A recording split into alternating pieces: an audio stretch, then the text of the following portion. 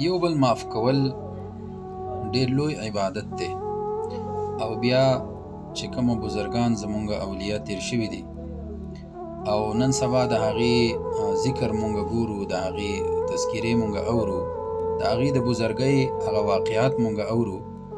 په هغې کې ګوره ابراهیم ابن ادهم رحمت الله علیه دا د بلخ هغه بادشاه تیر شوی دی، خو په ده باندې داسې حالات بیا رالل چې کله د ځان وقف که بزرګۍ ته، د الله دین ته، او د الله یو نیک انسان هغه جوړېده، نو ډېرې سختې او تکلیفونه هغه یې تیر کړي وو. یو پیره دی په خپل هغه کور کې دی او د بادشاهۍ هغه خوندونه، مزې، هر څه یې پرېښودي دي. په یو داسې کور کې دی چې په هغه کور کې د ده سره هغه د دنیا هیڅ ساز و سامان نشته دی.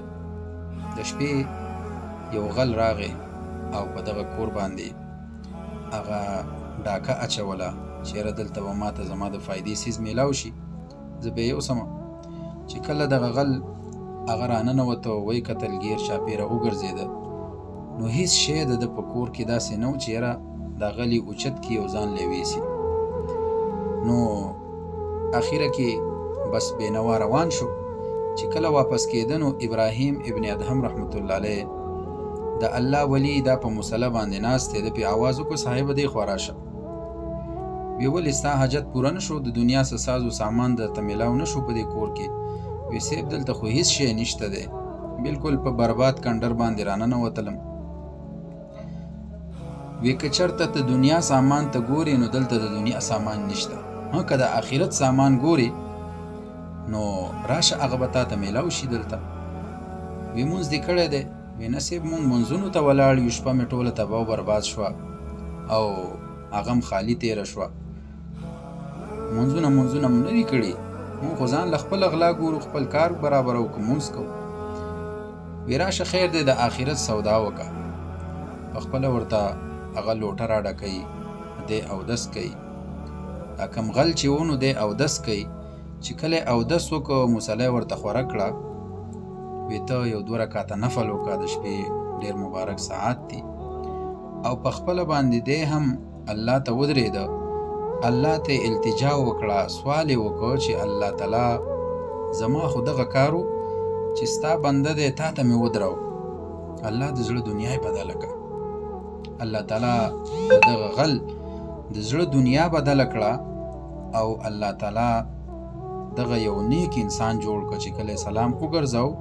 ګوره الله چې د چا زړه بدلی نو هغه په سکندونو کې بدلی. په هغې کې بیا مطلب د کلونو، د میاشتو، یا مطلب دا دی چې د ډیر عمر ضرورت نه وي، د ډیرو مجاهدو ضرورت نه وي. الله تعالی د دغه غل زړه بدل که، سلام یې وګرځاو، صاحب ما ته بیعت وکړه. بیعت یې ترې وکړ، د ده هغه مرید شو. چې کله ابراهیم ابن ادهم رحمت الله علیه د الله ډېر لوی ولی و، سحر هغه خپلې خانقاه ته دی بوته، نو په ځان پسې که وی راځه په ما پسې. مریدانو چې وکتل نو وی صاحب دا مرغۍ د کوم طرفه راله؟ دا څوک دی؟ دا خو ناشنا دی.